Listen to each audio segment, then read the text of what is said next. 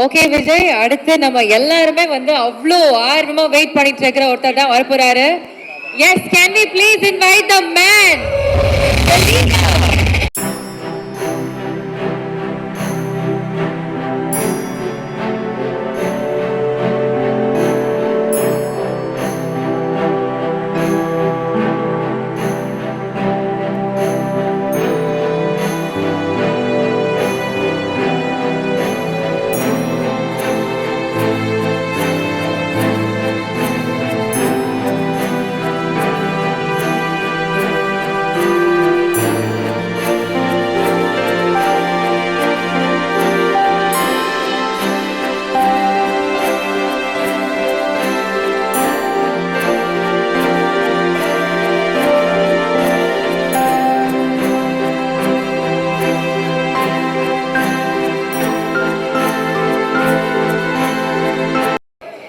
இவ்விழாவிற்கு சிறப்பு விருந்தினராக கலந்து கொண்ட திரு கலைப்புலி எஸ் தானு அவர்களே, சத்யஜோதி பிலிம்ஸ் திரு தியாகராஜன் அவர்களே, கதை வசனகர்த்தாவில் புதிய அத்தியாயம் படைத்த டைரக்டர் திரு பாக்யராஜ் அவர்களே, பல்துறை வித்தகர் திரு சித்ரா லட்சுமணன் அவர்களே, ட்ரெண்டிங் இளைஞன் திரு தனஞ்சயன் அவர்களே, நண்பர்களே, உறவினர்களே, பத்திரிகை ஊடக நண்பர்களே, இந்நிகழ்ச்சியை ஊடக வழியாக கண்டு ரசித்துக் கொண்டிருக்கும் ரசிக பெருமக்களே, என் உயிரினும் மேலான என் மீது அதிக அன்பும் அதிக நம்பிக்கையும் வைத்திருக்கும்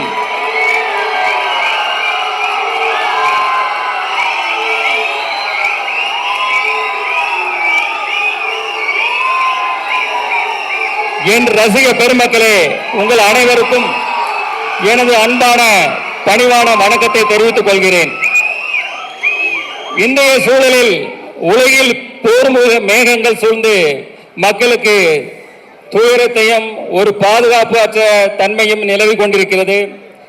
இந்த போர் விரைவில் நிறுத்தப்பட்டு மக்கள் அனைவரும் மீண்டும் மகிழ்ச்சியாக ஒரு சந்தோஷமான ஒரு பாதுகாப்பான ஒரு அன்பான வாழ்க்கையை வாழ உங்களுடன் சேர்ந்து இறைவனிடம் நானும் பிரார்த்தனை செய்து கொண்டு என் உரையை தொடர்கிறேன். தி லெஜண்ட் அந்த படத்துக்கு அப்புறம் இந்த படம் வந்து என்னுடைய 2வது படம் வந்து லீடர் வந்து coming 3rd April good Friday அன்னைக்கு கம்மிங் 3rd ஃப்ரைடே ரிலீஸ் ஆகுது. வேர்ல்டு வைடு அண்டு தமிழ்நாட்டிலையும் ரிலீஸ் ஆகுது. இந்த படத்துடைய கதை பார்த்தீங்கன்னா, ஒரு இன்னசென்டான அப்பா பிள்ளை, அவங்க ரொம்ப சந்தோஷமாக வாழ்ந்துட்டு இருக்காங்க. திடீர்னு அவங்க வாழ்வில் மிகப்பெரிய ஒரு கேங்ஸ்டர் உள்ளே வர்றாங்க. அதுக்கப்புறம் நடக்கிற விஷயங்களை நம்ம டைரக்டர் துரை செந்தில்குமார் வந்து அவ்வளோ அழகாக இன்றைய தலைமுறையினருக்கு பிடிக்கிற மாதிரி அவ்வளோ அழகான ஒரு ஃப்ரெஷ்ஷாக எல்லாருக்கும் பிடிக்கிற வகையில் மிக அற்புதமாக இயக்கியிருக்காங்க. அதாவது அவர் வந்து தன்னை முழுசாக அதில் அர்ப்பணிச்சுக்கிட்டாரு. எப்போவுமே தன்னை ஒருத்தர் முழுசாக அர்ப்பணித்து ஒரு வேலை செய்யும்போது அது ரொம்ப பிரமாதமாக ஒர்க் அவுட் ஆகும். இந்த படமும் அதே போல் மிக பிரம்மாண்டமாக வந்திருக்கு. இந்த படத்தை ஃபஸ்ட்டு எடிட் பண்ணி பார்த்தது அந்த மியூசிக் டைரக்டர் ஜிப்ரான் அவர்கள் தான் பார்த்தாங்க. பார்த்துட்டு டைரக்டர்கிட்ட ஃபோன் பண்ணி ஒரு 1/2 hour இந்த படத்தை பற்றி ஒவ்வொரு டீட்டெயிலாக பாராட்டி அந்தளவுக்கு பேசியிருக்காரு. எனக்கு தெரிஞ்சு இதே போல் வேறு எந்த படத்துக்கு அவர் பாராட்டியிருப்பாரா எனக்கு தெரியல. ஸோ அவருடைய இசையும் இந்த படத்தில் வந்து ஒரு குத்து சாங் அதே போல் எதுவும் கிடையாது. இது படத்தோட ட்ராவல், அதாவது ஸ்டோரியோட ட்ராவல் ஆகிற மாதிரியான சாங்ஸ் இதில் இருக்குது. அதுக்கான வரிகள் இருக்குது, அதுக்கான படப்பிடிப்பு எல்லாமே அதை நோக்கி பயணித்தோம். ஸோ அதுக்கான இசையை பிரமாதமாக பண்ணி கொடுத்துருக்கிறாரு. அடுத்தது நம்ம கேமராமேன் திரு வெங்கடேஷ் அவர்கள். அவர் வந்து பார்த்தீங்கன்னா, அவர் கேட்ட லேட்டஸ்ட் டெக்னாலஜி, என்னென்ன லென்ஸ் வேணும், என்ன கேமரா வேணும், என்ன லைட்ஸ் வேணும், அதே போல் அவர் கேட்ட டெக்னாலஜி அத்தனையும் கொடுத்தோம். அதுக்குள்ள டெக்னீஷியன் அதை வந்து அவரை சிறப்பாக பயன்படுத்தி இந்த அவுட்புட் வந்து ரொம்ப பிரமாதமாக கொடுத்துருக்கிறாரு. இந்த படப்பிடிப்பு பார்த்தீங்கன்னா ஜார்ஜியா, ஜெய்ப்பூர், ஊட்டி, தூத்துக்குடி, சென்னைன்னு எல்லா இடத்துலையும் நடந்தது. அதை வந்து மிக அழகாக பிரம்மாண்டமாக படப்பிடிப்பு படுத்தி கொடுத்துருக்கிறாரு. அடுத்தது பார்த்தீங்கன்னா பிரதீப் ராகவ் அவர் வந்து இந்த படத்தை ரொம்ப கிறிஸ்பாக இது பண்ணியிருக்கிறாரு. இப்போ ட்ரெய்லர் டீசர் எல்லாம் பார்த்துருப்பீங்க. அதில் எப்படி அவர் கிறிஸ்பாக பண்ணாரோ அதே மாதிரி படத்தையும் ரொம்ப கிறிஸ்பாக பண்ணி கொடுத்துருக்கிறாரு. ஆர்ட் டைரக்டர் துரைராஜ் அவர் வந்து பார்த்தீங்கன்னா செட்டு எது நிஜம் எதுனே தெரியாது, அந்தளவுக்கு பிரமாதமாக பண்ணியிருக்காரு. அடுத்தது எங்கள் டீமில் உள்ள மகேஷ் மேத்யூஸ் ஸ்டண்ட் மாஸ்டர், ஒரு யங் அண்ட் ஒரு எனர்ஜெட்டிக் பர்சன். ஆனால் அதில் எங்களுக்கு இந்த படத்தில் ஷூட்டில் பார்த்தீங்கன்னா 2 இடங்கள் வந்து எங்களுக்கு ஒரு மிகப்பெரிய சவாலாக இருந்தது. ஒன்று வந்து ஜார்ஜியாவில் ஏர்போர்ட்டில், இந்த இன்டர்நேஷ்னல் ஏர்போர்ட்டில் வந்து ஷூட் பண்ணோம்.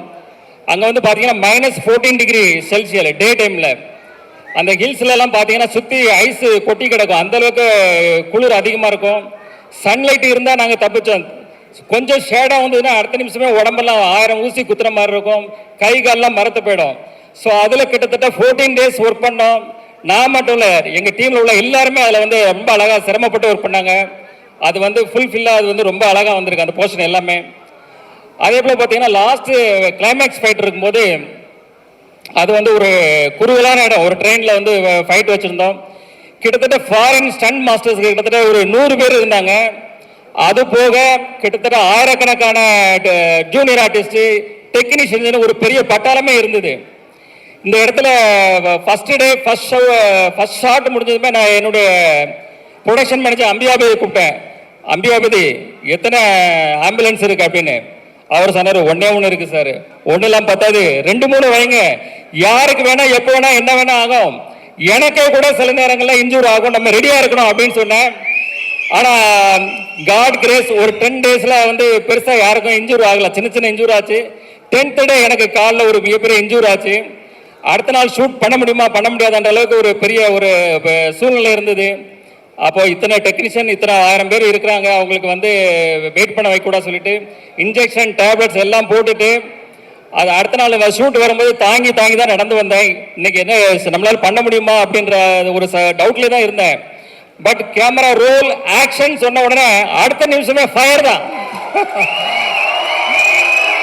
அது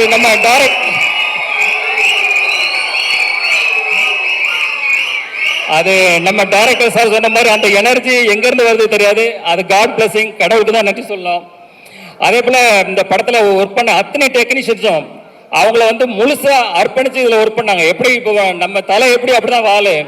ஸோ அதே போல் என் கூட இருந்த எல்லாருமே அவங்கள தன்னை அர்ப்பணித்து அந்த இதில் ஒர்க் பண்ணாங்க. அவங்களோட ஒர்க்கு எல்லாரும் ரொம்ப ஃபென்டாஸ்டிக்காக வந்திருக்கு. அவங்களுக்கு எல்லாருக்கும் தேங்க்ஸ். அதாவது நம்ம டைரக்டர் டீம் ஆகட்டும், எனி அதர் டெக்னீஷியன், எல்லா டெக்னீஷியனுக்கும் என்னோட தேங்க்ஸ், அவங்களுக்கு என்னுடைய வாழ்த்துக்களையும் தெரிவித்துக் கொள்கிறேன். அடுத்தது ஆர்டிஸ்டுக்கு வர்றேன். ஆர்டிஸ்டில் வந்து பார்த்தீங்கன்னா நம்ம அறந்தாங்கி நிஷா அவர்கள் வந்து என்ன ஷூட்டில் இருக்கும்போது கோ டைரக்டர் வந்து சொன்னார், பக்ருதீன் சார் இவங்க வந்து ஸ்கிரிப்டில் இருக்கிற மாதிரி 2 வார்த்தை திட்டுவாங்க சார் அப்படின்னு. சரின்னு இருந்தேன். அவங்க பார்த்தா ஷார்ட் போகுது திட்டிகிட்டே இருக்கிறாங்க. எனக்கு ஷாக் ஆகிட்டு உடனே பக்ருதீன் சாரை கூப்பிட்டு, என்ன சார் இது, நீங்கள் 2 சீன் தானே சொன்னீங்க சார், என்ன இவ்வளோ திட்டிட்டு இருக்காங்களா அப்படின்னு. இல்லை அவர் சொன்னார், மேடம் கூட 2 வார்த்தை போட்டுக்கலாமான்னு கேட்டாங்க. நான் சரின்னு சொன்னேன். ஆனால் இப்படி பச போடுவாங்கன்னு எனக்கு தெரியாது சார் அப்படின்னு. ஆனால் அப்புறம் அறந்தாங்க நிஷாட்ட அப்புறம் சொன்னேன் வந்து, இல்லை இது நீங்கள் பண்ணது கரெக்ட் தான், இந்த வந்து சீன் அப்போ தான் இது வந்து நல்லா இன்ட்ரெஸ்டிங்காக இருக்குன்னு சொல்லி அந்த சீன் அதே போல் ரொம்ப நல்லா வந்தது. அடுத்தது பார்த்தீங்கன்னா நம்ம யோகிராம், வேலு, நிரஞ்சன், கதிர், அதே போல் பத்மன், இவங்க எல்லாருமே அந்தந்த ஆர்டிஸ்ட் அந்தந்த கேரக்டரில் ரொம்ப அழகாக பண்ணாங்க. இதே போல் பல ஆர்டிஸ்ட் அதில் ஒர்க் பண்ணாங்க. அவங்க எல்லாருக்குமே என்னுடைய வாழ்த்துக்கள். அடுத்தது வந்து இயல் பாப்பா, அவங்க வந்து ஒரு பான் ஆர்டிஸ்ட் தான். டைரக்டர் ஆல்ரெடி இப்போ சொன்னார், அந்த சின்ன வயசுலேயே அந்த அளவுக்கு அதை புரிஞ்சுக்கிட்டு அதை அழகாக டெலிவரி பண்ணுற விதமாகட்டும் எல்லாம் ஆகட்டும். செட்லேயே அவங்க பேரண்ட்ஸ்கிட்ட சொன்னேன், இந்த பொண்ணு ஒரு நாளைக்கு பெரிய ஹீரோயினாக வரணும்னு, அது கண்டிப்பாக நடக்கும். அதே போல் நம்ம ஜார்ஜ் வில்லியம்ஸ்னு நடித்தார் என் கூட. அப்போ அவர் வந்து ஒரு சீன், அவர் அங்கே நிற்கிறாரு, நான் அங்கே நிற்கிறேன். அப்போ அவர் வந்து கொஞ்சம் சங்கோச்சப்பட்டார், சார் நீங்கள் அங்கே இருக்கணும் நான் இங்கே இருக்கணும் இதான் சார் அப்படின்னு கொஞ்சம் சங்கோச்சப்பட்டார். சார் சினிமா தானே சார், இது அப்படி தான் பண்ணணும்னு சொல்லி அவரை சமாதானப்படுத்தி அந்த சீனை முடித்தோம். அதுக்கப்புறம் ஒரு எமோஷனான சீன், என்னுடைய எமோஷனான ஒரு சீனு. செட்டில் அந்த சீன் முடிஞ்சதும் எல்லாரும் கிளாப்ஸ் பண்ணாங்க. சார் ஓடி வந்து கையை பிடிச்சிட்டு ரொம்ப நெகிழ்ச்சியாக கண்ணெல்லாம் கலங்கி அவர் வந்து ரொம்ப பாராட்டினார். அந்த தருணங்களும் ரொம்ப சந்தோஷமாக இருந்தது. அடுத்தது பார்த்தீங்கன்னா நம்ம பாகுபலி பிரபாகர், அவர் வந்து பார்த்தீங்கன்னா ஒரு சீனில் அப்படி ஃபோனை அப்படி தூக்கி வீசினாரு. அப்படி பார்த்தா எல்லாம் ஃபோன் தெரிச்சு ஓடுது. பக்கத்தில் இருந்தவங்க எல்லாரும் தூரமாக ஓடி போயிட்டாங்க. ஏன்னா அவ்வளோ பயம். என்ன சார் இது இவ்வளோ பவர்ஃபுல்லாக அடிக்கிறாரு? ஏன்னா அவர் அஜானா பாகு 6 அடிக்கு மேலே இருக்கிறாரு, கடோத் கஜன் மாதிரி இருக்கிறாரு. அது எல்லாம் கொஞ்சம் பயந்தாங்க. அப்புறம் அவர் வந்து சொன்னார், இல்லை சார் நான் இப்படி பண்ணுறேன், இது இப்படி பண்ணுறேன், யாருக்கும் ஒன்றும் ஆகாதுன்னு சொல்லி அடுத்த சீன் எடுத்தோம். அதே போல் ரொம்ப இன்ட்ரெஸ்டிங்காக அது போச்சு. அதே போல் பார்த்தீங்கன்னா நம்ம லால் சார் வந்து ஒரு மிகப்பெரிய ஜீனியஸ். அவர் வந்து ஒரு ப்ரொடியூசர், ஒரு டைரக்டர், ஒரு ஆக்டர். அவர் வந்து இந்த படத்தில் பண்ணும்போது நாங்கள் எங்களுக்கு ஒரு இது பயம். ஏன்னா மோகன்லாலுக்கு அப்புறம் அவர் மலையாளத்தில் மிகப்பெரிய ஒரு நடிகர். ஸோ அவர் கூட நடிக்கிற ஷாட்டில் நாங்கள் ரொம்ப கான்சியஸாக பண்ணும்போது மோஸ்ட் ஆஃப் த ஷாட் அவர் கூட சார் கூட பண்ணும்போது சிங்கிள் ஷாட்லேயே ஓகே பண்ணோம். அந்தளவுக்கு சேலஞ்ச் எடுத்து பண்ணேன். அது எல்லாமே most of the time single ஷாட்லேயே அது முடிஞ்சுது. அது ஒரு இன்ட்ரெஸ்டிங்கான அனுபவம். அடுத்தது பார்த்தீங்கன்னா நம்ம சந்தோஷ் பிரதாப். அவர் வந்து ஸ்டார்டிங்கில் ஒரு ஃபஸ்ட்டு ஷெட்யூலில் அவருடைய இது பார்த்துட்டு வந்து இது வந்து ஒரு மேனரிசம் பண்ணார், சிரிச்சுக்கிட்டே ஒரு மேனரிசம் பண்ணார். அப்போ நான் டைரக்டர் சார்கிட்ட சொன்னேன், சார் இது மேனரிசம் நல்லா இருக்கு சார், படம் ஃபுல்லாக இது ட்ராவல் பண்ணால் நல்லா இருக்கும்னு. சாரும் அக்செப்ட் பண்ணிக்கிட்டாங்க. அப்புறம் அதுக்கப்புறம் பார்த்தீங்கன்னா கிளைமேக்ஸ் ஃபைட்டில் வந்து அவர் கண்ணில் ஒரு அடிபட்டுரும், கண்ணில் பிளட் மாதிரி ஒன்று இதாகிடும், கிளாட் ஆகிடும். ஸோ எவ்ரி ஷாட், அதாவது அந்த கிட்டத்தட்ட 14 டேஸு எவ்ரி ஷாட் வந்து அவர் கண்ணில் அந்த பிளட்டை போடணும், எவ்ரி ஷாட்டு. அதாவது யாருமே சொல்ல வேண்டியதில்லை, யாருமே அவருக்கு எதுவுமே சொல்ல வேண்டியதில்லை. அவரே அந்த கரெக்டாக அந்த ஷாட் ரெடினா அந்த கண்ணில் அந்த பிளட்டை போட்டு வந்துடுவார். அதை பார்க்கும்போதே நம்மளுக்கே சிரமமாக இருக்கும், அது கஷ்டமாக இருக்கும். அது என்னடா இவ்வளோ கஷ்டப்பட்டு பண்ணுறாங்களேன்னு. பட் அவர் வந்து அதை டெடிக்கேஷன், அந்த அளவுக்கு அவர் வந்து சின்சியாரிட்டி, அவர் வந்து மிகப்பெரிய உயரத்துக்கு வரணும் நீங்கள். அதே போல் நம்ம ஷியாம் சார் வந்து பார்த்தீங்கன்னா அவருடைய மெச்சூர்டான நடிப்பை அந்த படத்தில் கொடுத்துருக்கிறாரு. அவர் இத்தனை வருட ட்ராவலில் பார்த்தீங்கன்னா அந்த ஒரு அனுபவம், அந்த மெச்சூர்டான நடிப்பை அதை கொடுத்துருக்கிறாரு. எனக்கு தெரிஞ்சு அவர் பண்ண கேரக்டரை வேறு யார் பண்ணாலும் இந்த அளவுக்கு நல்லா ஜஸ்டிஃபை பண்ணி இருக்க முடியுமான்றது எனக்கு ஒரு டவுட்டு தான். அதே போல் வந்து ஜார்ஜ் வில்லியம்ஸ் வேற இருந்தது. ரைட்டு. நம்ம வந்து அமிர்தா ஐயர்னு ஒருத்தவங்க பண்ணாங்க. அவங்க ஒரு சின்ன ரோலில், அதில் நல்ல ரோல் தான் அவங்களுக்கு, அமிர்தா ஐயர். ஆக்சுவலி அவங்க பார்த்தீங்கன்னா செட்டுக்கு வரும்போது வந்து ஒரு இன்னசென்ட்டாக இருப்பாங்க. அது வந்து சீன் பார்த்தீங்கன்னா மிகப்பெரிய சீனாக இருக்கும். இந்த சீனை அவங்களால எப்படி கன்சியூம் பண்ண முடியும், எப்படி பண்ண போகிறாங்கன்னு ஒரு பயத்தோடய நம்ம இருப்போம். ஆனால் அந்த சீனை ரொம்ப அழகாக நேர்த்தியாக பண்ணி எங்களை ஆச்சரியப்பட வச்சாங்க. அதே போல் ஒரு எமோஷனான ஒரு சீன் இருந்தது. அதுலேயும் வந்து அவங்க அழகாக பெர்ஃபார்மன்ஸ் பண்ணி அதை வந்து இப்போ எல்லாருடைய பாராட்டையும் பெற்றாங்க. அதே போல் ஐஸ்வர்யா லட்சுமி மேடம், அவங்க வந்து பார்த்தீங்கன்னா ஐஸ்வர்யா மேடம் வந்து ஒரு முதிர்ச்சியான பண்பட்ட நடிப்பு. அதாவது அவங்களுடைய ஷெட்யூல் மோஸ்ட்லி எங்களுக்கு ஜெய்ப்பூரில் தான் இருந்தது. ஒரு முதிர்ச்சியான பண்பட்ட நடிப்பை ரொம்ப சிறப்பாக வெளிப்படுத்தினாங்க. ரியலி அது வந்து அவங்கள பாராட்டத்தக்கது. அடுத்தது நம்ம ஆண்ட்ரியா, அவங்க வந்து பார்த்தீங்கன்னா நம்ம டைரக்டர் சார் எல்லாருக்குமே அந்த கேரக்டருக்கு வந்து வேறு அந்த கேரக்டருக்கான நேம் தான் வச்சுருந்தாங்க. ஆனால் ஆண்ட்ரியா அவங்க வரும்போது மொத்தம் ஆண்ட்ரியானே சொல்லி எழுதி வச்சுருந்தாங்க. ஏன்னா அந்த கேரக்டருக்கு அவங்க பண்ணால் நல்லா இருக்கணும், அந்தளவுக்கு சார் வந்து மைண்டில் ஜஸ்டிஃபை பண்ணி வச்சுருந்தாங்க. அதை படம் பார்க்கும்போது எங்களுக்கு புரிஞ்சது, சார் சொன்ன மாதிரி அவங்க வந்து அதை கரெக்டாக ஜஸ்டிஃபை பண்ணி ரொம்ப அழகாக பண்ணியிருந்தாங்க. அடுத்தது நம்ம தலைவர் விடிவி கணேஷ் தான். அவர் வந்து பார்த்தீங்கன்னா ஒரு சீன் எடுத்துகிட்டு இருக்கோம், ஒரு 2 பேருக்கு சேர்த்து ஒரு க்ளோஸ்அப்பு. சார் வந்து எடுத்துகிட்டு இருக்காங்க, ஷார்ட் டேக்கு போயிட்டே இருக்கு, ஓகே ஆக மாட்டேங்குது. என்னன்னு பார்த்தா அவர் அடிக்கிற காமெடி நம்மளால சிரிப்பை கண்ட்ரோலே பண்ண முடியல. அப்போ சார்கிட்ட ஒரு ரிக்வஸ்ட் பண்ணேன், சார் நான் வந்து கொஞ்சம் டைலாக் நான் பேசி முடிச்சதும் அவருக்கு ஷிஃப்ட் பண்ணிவிடுங்க, அப்போ தான் இது ஒர்க் அவுட் ஆகும்னு சொல்லி அதே போல் பண்ணாங்க. அதுக்கப்புறம் அந்த ஷார்ட் ஓகே ஆச்சு. அதுக்கு விடிவி கணேஷ் சார் தான் தேங்க்ஸ் சொன்னேன். எத்தனை ஷார்ட் எடுத்தாலும் அவர் வந்து சலிக்காமல் நல்லபடியாக அதை முடிச்சு கொடுத்தாரு. அதே போல் பார்த்தீங்கன்னா லாஸ்ட்டு ஒரு இடத்துல வந்து அவர் வந்து டைலாக்கு, அவர் ஒரு டைலாக்கை ஆரம்பித்து ஒரு இடத்துல முடிக்கணும், அதான் ஸ்கிரிப்ட்னா அவர் இன்னொன்றில் ஆரம்பித்து இன்னொன்றில் முடிப்பார். அடுத்த வாட்டி சரி, ஏன்னா அதுக்கப்புறம் நான் பேசணும், சரி இதில் ஆரம்பித்து இதில் முடிப்பார் பார்த்தா அப்போவும் மாற்றி பேசுவார், நம்ம ஒரு கன்ஃபியூஷன் ஆகிடுவோம். ஆனால் ஏன்னா அவர் ஒரு காமெடியில் இருப்பார், நம்ம ஒரு சீரியஸ் மோடில் இருப்போம் அந்த கேரக்டரு. ஸோ ஒரு காமெடியாக இருந்தால் நம்ம ஏதாவது ஒரு பிட்டை போட்டு நம்மளும் அதில் ட்ராவல் பண்ண முடியும். ஸோ அது வந்து பண்ண முடியாமல் போயிடுச்சு. பட் அவர்கிட்ட மிகப்பெரிய திறமை இருக்கு. அவர் ஒரு தயாரிப்பாளர், அவர் ஒரு நடிகர், நாளைக்கே ஒரு பெரிய டைரக்டர் ஆனாலும் ஆச்சரியப்படுறதுல. அவர் கூட ஒரு 2 சீனாவது அடுத்த படத்துல ஒரு ஃபுல்லா ஒரு ஜோவியலான ஒரு காமெடி ட்ராக் பண்ணணும்னு என்னுடைய ஆசை. அடுத்தது படத்தினுடைய ஹீரோயின் பாயல் ராஜ்புத். அவங்க வந்து தெலுங்குல வந்து பார்த்தீங்கன்னா RX100, அப்புறம் வந்து மங்கள்வாரம், ஹீரோயின் சென்ட்ரிக் ஃபிலிம், 2 ஃபிலிமே பிளாக் பஸ்டர்ஸ். ஸோ நாங்கள் வந்து எங்கள் கதைக்கு சார் தேடும்போது சார் சொன்னாங்க வந்து ஒரு ஹோம்லியாகவும் இருக்கணும், ஒரு ஆக்ஷன் ஓரியன்ட் ஹீரோயினாகவும் இருக்கணும். ஸோ அதை 2மே ஜஸ்டிஃபை பண்ணி ரொம்ப பிரமாதமாக பண்ணாங்க. ஸோ தமிழ் சினிமாவுக்கு வந்து அவங்க ஒரு இந்த பெர்ஃபார்மன்ஸ் வந்து ஒரு புதுசாக இருக்கும், எல்லாருக்கும் பிடிக்கணும்னு நினைக்கிறேன்.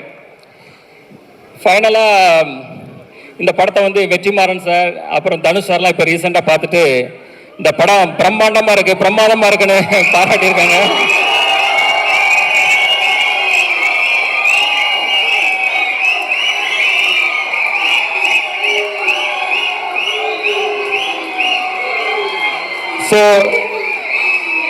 எங்க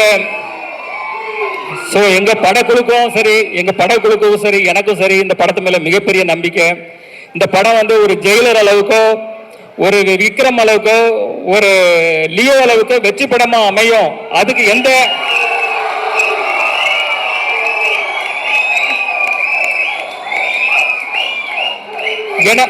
ஏன்னா அதுக்குள்ள தகுதி அத்தனையும் இந்த படத்துல இருக்கு. நீங்க அந்த படத்தை வந்து நீங்க பார்க்கும்போது கண்டிப்பா புரியும். கம்மிங் April 3 வர்ற குட் ஃப்ரைடே அன்னைக்கு, கவர்மெண்ட் ஹாலிடே அன்னைக்கு ரிலீஸ் ஆகுது. ஸோ ஃபேமிலியோட எல்லாரும் பாருங்க, உங்களை 100% இது வந்து சாட்டிஸ்ஃபை பண்ணும்.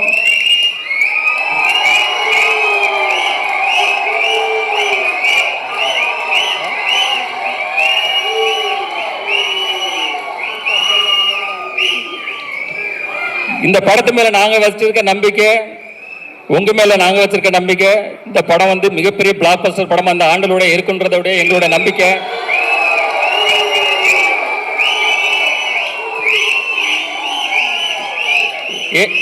ஏப்ரல்ல வந்து உங்களுக்கு ஹாலிடே அண்ட் சம்மர் ஹாலிடே வந்துடுது. ஸோ சம்மர் ஹாலிடே லீடரோட பார்த்து என்ஜாய் பண்ணுங்க. அப்புறம் இப்போ என்னுடைய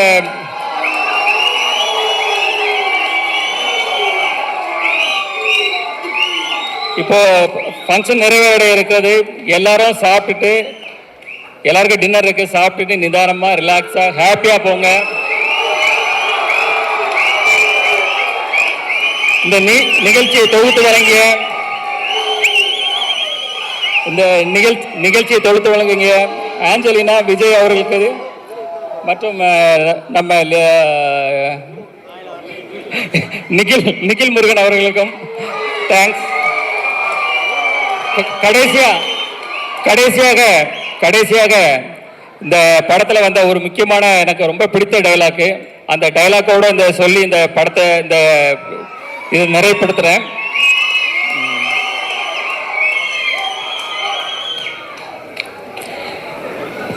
கடவுள் எந்த உதவியும் நேரடியா செய்யறதில்லை, எல்லா நல்லதும் நல்ல மனிதர்கள் மூலமா தான் நடக்கும். நாம அவங்களதான் நம்பணும். நீங்க என்ன நம்புங்க. உங்க நம்பிக்கை ஒரு நாளும் வீண் போகாது. வெற்றி